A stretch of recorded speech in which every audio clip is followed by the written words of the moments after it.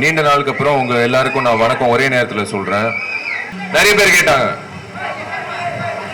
விஸ்வரூபம் படத்துக்காக கமல் சாருக்கு குரல் கொடுத்தீங்க, நடிகர் சங்கம் விஷயம், பைரசி விஷயம், தைரியம் ஜாஸ்தி உங்களுக்கு. தைரியம் கொடுத்ததே நீங்க தான். சத்தியமா இது என்னோட தைரியம் இல்லை.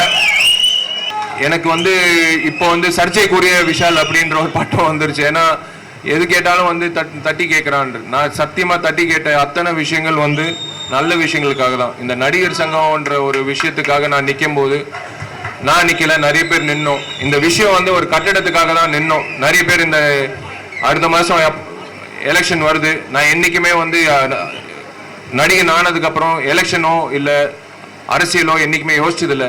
ஆனா முறையா என்னை தள்ளி விட்டாங்க எலெக்ஷன்ல நிக்க சொல்லி. வேற வழி இல்லை, நின்னாதான் ஒரு 2500 குடும்பத்துக்கு நல்லது நடக்கும்ன்ற நம்பிக்கையில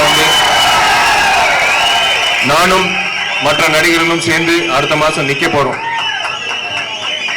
அதே போல பைரசிக்கு ஒவ்வொரு விஷயம், ஒவ்வொரு கடைக்கு போய் நான் போய் கடையெல்லாம் உடைக்கல, அது தப்பான ஒரு விஷயம் ஏற்படுத்தி இருக்காங்க. நான் ஒவ்வொரு கடைக்கு போய் ஏன்பா விற்கிற, இது என் பொருள், நீ என் பொருள் விற்கிறது உனக்கு என்ன லைசன்ஸ் இருக்குன்னு கேட்டு, தாழ்மையுடன் கேட்டு அவங்கள என்ன நடவடிக்கை எடுக்கணும் எடுக்க சொல்லியிருக்கேன். ஒவ்வொரு வாட்டியும் நான் போகும்போது நிறைய முறை என்ன கேட்டாங்க, எந்த தைரியத்தில் தனிப்பட்ட முறையில் ஒரு ஒரு ஒரு குறுக்கு சந்தில் போய் எல்லாரையும் போய் சந்திக்கிற, எல்லாரையும் போய் தட்டி கேட்குறேன். அது நீங்க தான். எனக்கு இந்த ஏன்னா தட்டி கேட்கலாம், நம்மளாம் ஆம்பளே இல்லை. எனக்கு ஒரு ஆசை இருக்கு.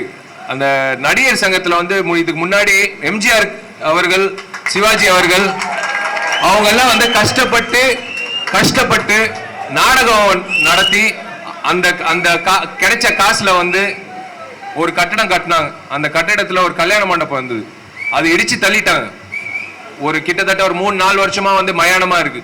அதே இடத்துல நாங்க அதுக்காக தான் முயற்சி பண்றோம். அந்த இடத்துல கல்யாண மண்டபம் வந்ததுன்னா அன்னைக்கு நான் கல்யாணம் பண்ணிப்பேன். நன்றி.